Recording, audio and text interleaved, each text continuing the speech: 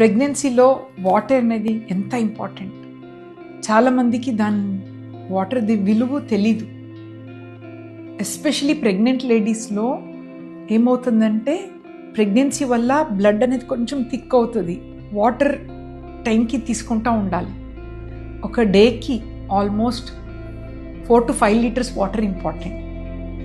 ఎందుకంటే బేబీ పెరిగేది ఉమ్ము నీళ్ళు అని ఉంటుంది కదా, దానికి కూడా వాటరే ఇంపార్టెంట్. వాటర్ తాగిందంతా అబ్జర్వ్ అవుతూ ఉంటుంది.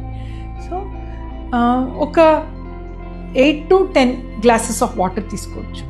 కొందరికి వాటర్ తాగబుద్ధి కాదు, ఎందుకంటే అర్లీ మార్నింగ్ వామిటింగ్ సిమ్టమ్స్ ఉంటుంది. సో వాటర్ నచ్చదు.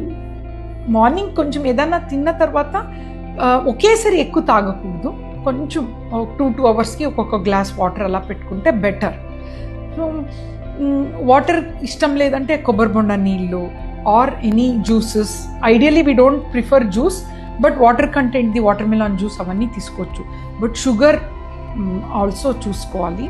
అండ్ వాటర్ ఎందుకు ఇంపార్టెంట్ అంటే యూరిన్ ట్రాక్ట్ ఇన్ఫెక్షన్ని ప్రివెంట్ చేస్తుంది.